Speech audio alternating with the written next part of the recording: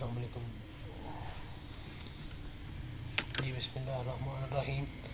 आज का हमारा जो लेक्चर है वो है पैराटोनिक मूवमेंट्स। हमने लास्ट टाइम ये मूवमेंट्स प्लांट मूवमेंट स्टार्ट की थी। उसमें हमने लास्ट लेक्चर में डिफरेंट टाइप ऑफ मूवमेंट्स को स्टडी किया था, जिसमें हमने ये बात की थी कि there are two basic type of movements, जिसके अंदर एक हमारे पास ऑटोनॉमिक मूवमेंट्स हैं, दूसरी हमारे पास पैराटोनिक मूवमेंट्स हैं।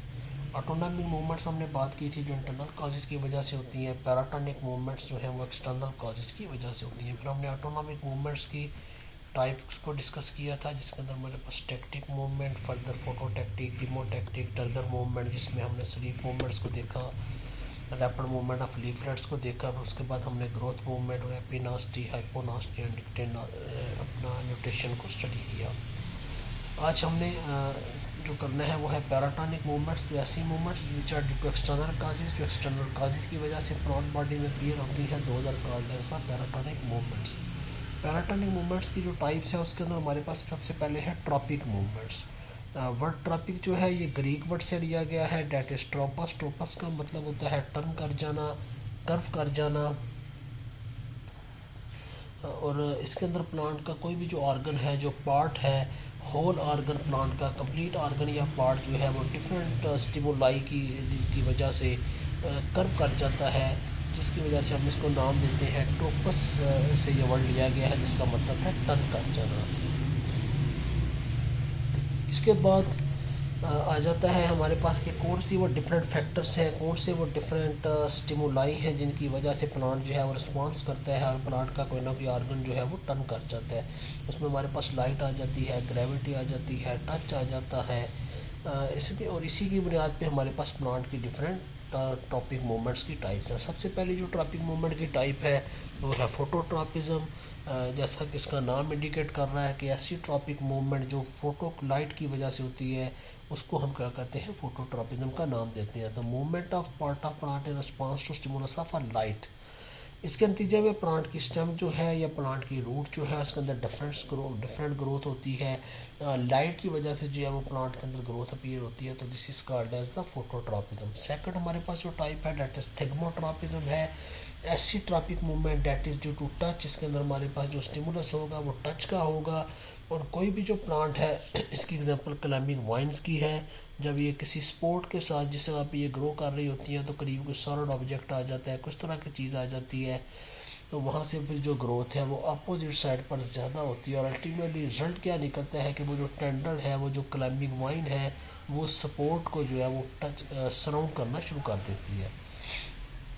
थर्ड हमारे पास जो टाइप है that is chemotropism. Chemotropism chemicals की वजह से होती है। ऐसी tropic movement that is due to the chemicals is called as the chemotropism. तो इसकी एग्जांपल हमारे पास फंगस के हाइफी है। फंगल बॉडी जो माइसीलियल बॉडी है वो हाइफी से मिलकर बनी होती है, जो कि थ्रेड लाइक स्ट्रक्चर्स हैं, और वो कीमोट्रॉपिक है, वो केमिकल्स की मदद से की वजह से मूव करते हैं। ये ऑब्जेक्टिव वगैरह में भी पूछा जा सकता है कि हाइफिया फंगस जो है ये किसकी एग्जांपल है, कीमोट्रॉपिक की एग्जांपल है या कीमोटेक्टिक की मूवमेंट है। लास्ट टाइम हमने लेक्चर में बात की थी कीमोटेक्टिक मूवमेंट, ठीक है, तो उसके अंदर हमने एंथ्रोजाइड्स रिलीज होते हैं, आर्चिगोनियम की तरफ जाते हैं, तो वो कीमोटेक्टिक की एग्जांपल थी। इसके बाद नेक्स्ट आ जाता है हाइड्रोट्रॉपिज्म। ऐसी tropic movement that occurs in response to water, जो वाटर की वजह से होती है, जिसमें स्टिमुलस हमारा वाटर है, उसको हाइड्रोट्रॉपिज्म का नाम दिया जाता है। रूट्स जो है प्लांट की वो ज़मीन की तरफ ग्रो करती हैं, वाटर की तरफ ग्रो करती हैं, तो जो ग्रोथ ऑफ रूट्स है ये वाटर की तरफ है, तो दिस शोज पॉजिटिव हाइड्रोट्रॉपिज्म। ये हमें पॉजिटिव हाइड्रोट्रॉपिज्म शो करती है, क्योंकि ये जो है ये मूव करती है towards the direction of the water. इसी तरह से जो स्टेम है ये मूव करती है away from the water. Stem जो है ये वाटर से दूर मूव कर रही है, वाटर से अवे मूवमेंट कर रही है। So this shows the negative hydrotropism. Stem जो है ये नेगेटिव हाइड्रोट्रॉपिज्म को शो कर रही है।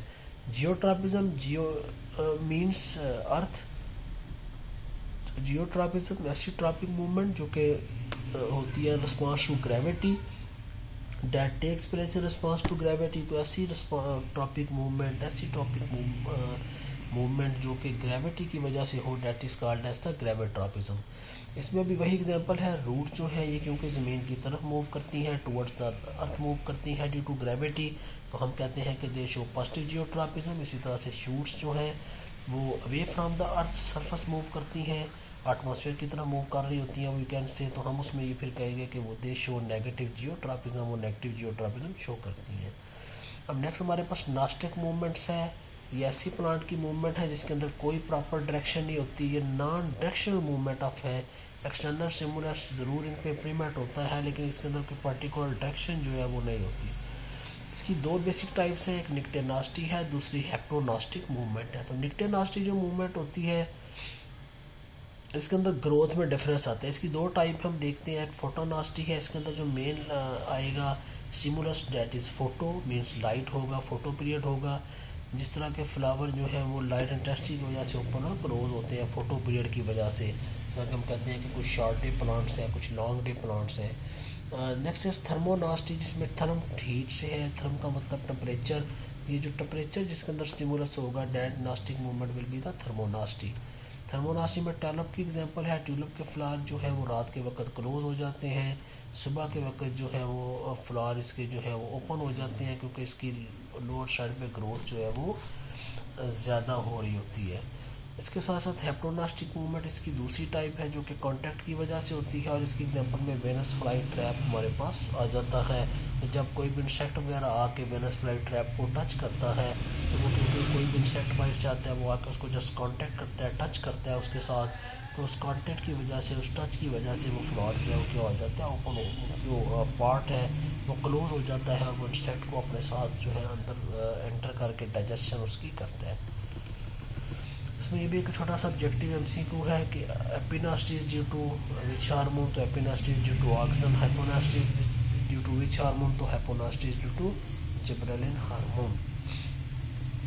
तो ये हमारा प्लांट्स का पोर्शन था जिसमें हमने स्कैंडी ग्रोथ को देखा, उसकी सिग्निफिकेंस ऑफ स्कैंडी ग्रोथ क्या है, किस तरह से होती है, मूवमेंट्स को हमने देखा, और कुछ हमने स्टार्ट में वैक्यूल की बात की, टोनोप्लास्ट की इंटरबिट बात की, कुछ हमने इसमें सेल्स को देखा, स्किन कैमा सेल, कोलन कैमा सेल्स क्या होते हैं। तो नेक्स्ट आ जाता है ये एनिमल्स का पोर्शन है इस चैप्टर का, support and movement in animal. जिस तरह से हमने देखा कि प्लांट्स के अंदर मूवमेंट के लिए जो है उनको किसी ना किसी स्ट्रक्चर की ज़रूरत होती है। ग्रोथ के लिए जिस तरह हमने कहा कि स्किन कैमा सेल्स प्लांट में होते हैं जो यंग प्लांट पार्ट्स को जो है वो सपोर्ट दे रहे होते हैं। इसी तरह से जो कोलन कैमा सेल है वो बेबी प्लांट्स में सपोर्ट प्रोवाइड कर रहे होते हैं। तो इसी तरह से एनिमल्स को भी सपोर्ट की ज़रूरत होती है। एनिमल्स की हम जब बात करते हैं तो एनिमल्स के अंदर जो मेन स्ट्रक्चर है जो हमें सपोर्ट प्रोवाइड करता है डेट इज़ द स्केलेटन, वो स्केलेटन होता है। तो स्केलेटन को अगर हम डिफाइन करें तो that is basically the hard rigid framework of the body of an animal, जो हमें प्रोटेक्शन देता है, शेप देता है, सपोर्ट देता है। और ये ऑर्गेनिक सब्सटेंसेस इनऑर्गेनिक सब्सटेंसेस से मिलके या फिर दोनों का मिक्सचर होता है। अगर हम प्रोटोजोआ को लें जो सिंपल हमारे पास एनिमल्स हैं तो वहाँ पे जस्ट ये सिंगल सेल के जरिए इसको सक्रीट करते हैं, बनाते हैं। लेकिन मल्टी सेलुलर एनिमल्स के अंदर ये ज़्यादातर स्पेशलाइज सेल से मिलकर बना होता है। तीन हमारे पास बेसिक टाइप्स है स्केलेटन की, हाइड्रोस्टैटिक स्केलेटन है, एक्सोस्केलेटन है, and third one is the endoskeleton. तीसरी टाइप इसकी एंडोस्केलेटन है। हम फर्स्ट टाइप को डिस्कस करते हैं, हाइड्रोस्टैटिक स्केलेटन, ऐसा स्केलेटन जिसके अंदर वाटर जो यू कैन से कि जो वाटर से फ्लूइड फील्ड मटेरियल से बना होता है। हाइड्रो मीन्स वाटर, तो जो फ्लूइड से बना हुआ है उसको हम हाइड्रोस्टैटिक स्केलेटन का नाम देते हैं। लेकिन ये उन एनिमल्स के अंदर होता है जिनके अंदर हार्ड स्केलेटन नहीं होता, जिनके अंदर रिजिड जो है वो स्केलेटन नहीं होता, उनके अंदर बेसिकली फ्लूइड फील्ड स्केलेटन जो है वो मौजूद होता है। फॉर एग्जाम्पल हमारे पास जो एनाइडेरियंस हैं जैसे हाइड्रा वगैरह है, एनालिड्स आ जाते हैं जिसमें हमारे पास अर्थवर्म आ जाता है।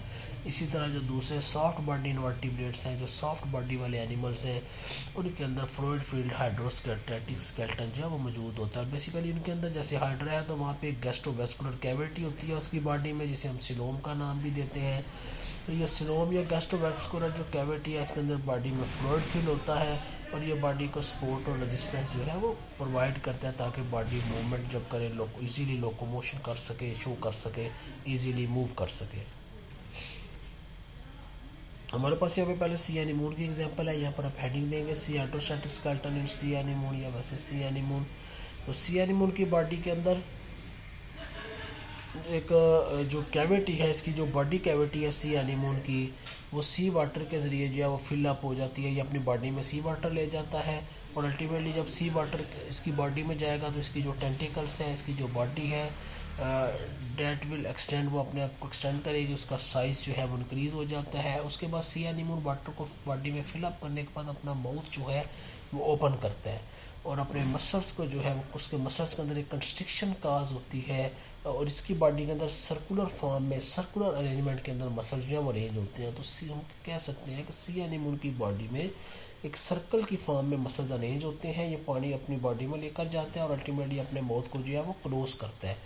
जिस वक्त वाटर इसकी बॉडी के अंदर होता है और अपने माउथ को ये क्लोज कर लेता है तो वाटर एक कैविटी के अंदर आ जाता है, एक बंद स्ट्रक्चर के अंदर जो है वो अवेलेबल होता है।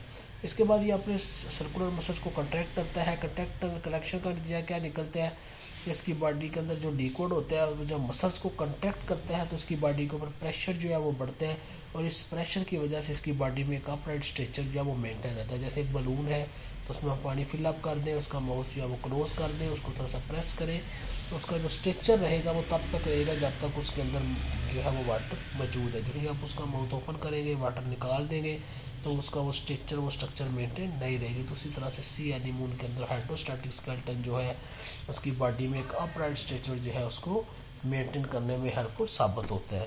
नेक्स्ट दूसरी एग्जांपल हमारे पास एनिडीडा की फाइलम में अर्थवर्म की है। अर्थवर्म की बॉडी के अंदर छोटे छोटे कंपार्टमेंट प्रेजेंट होते हैं जो कि सारे के सारे फ्लूइड फील्ड होते हैं, जिनके अंदर फ्लूइड मौजूद होता है, लेकिन वो सारे कंपार्टमेंट दरमियान से सेपरेट होते हैं एक मेम्ब्रेन लाइक स्ट्रक्चर्स के जरिए, जिसको हम सेप्टा का नेम देते हैं। इसकी बॉडी में जो मसल्स हैं, लॉन्गिट्यूडनल मसल्स भी हैं और सर्कुलर मसल्स भी हैं अर्थवर्म की बॉडी में। जिस वक्त सर्कुलर मसल जो है वो कंट्रैक्ट करते हैं तो इसकी बॉडी जो है वो लॉन्गेट हो जाती है, लेंथ उसकी इंक्रीज हो जाती है। इसी तरह वाइस वर्सा ये है, इसका एंटेगोनिस्टिक ये होगा।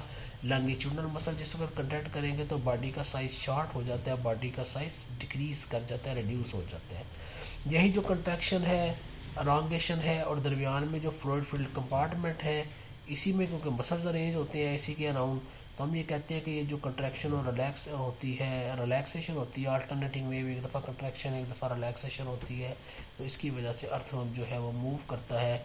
इसके साथ साथ एक दूसरा स्ट्रक्चर, ये तो मस्कुलर स्ट्रक्चर है जो इसकी हेल्प कर रहा है। इसकी बॉडी के नीचे वाली साइड पर हर सेगमेंट के नीचे जो है वो पेड सिटी प्रेजेंट होते हैं, छोटे छोटे ये स्ट्रक्चर्स हैं जो फुट का काम इसके अंदर रोल प्ले करते हैं। इस तरह से ऐसे एनिमल्स हम देख सकते हैं कि इसे हम कह सकते हैं कि ऐसे एनिमल्स जिनके अंदर एक हार्ड स्केलेटन, एक प्रॉपर स्केलेटन जो है वो जो हार्ड किस्म का रिजिड फ्रेमवर्क है वो नहीं होता, तो उनके अंदर ये वाटर फ्लूइड जो है वो डिफरेंट वेज में बॉडी को मूवमेंट करने में, बॉडी को लोकोमोशन शो करने में हेल्प करता है। इसके अंदर हाइड्रोस्टैटिक स्केलेटन आप लोग करेंगे, ये एक लॉन्ग क्वेश्चन है। इसके साथ साथ ये भी एक लॉन्ग क्वेश्चन है कि पैराटोनिक मूवमेंट्स में नोड लिखें, तो ऑब्वियसली आप उसमें जब पैराटोनिक मूवमेंट पूछा जाएगा तो ट्रॉपिक और नास्टिक दोनों लिखेंगे आप।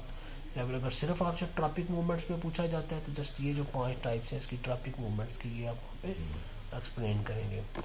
Thank you.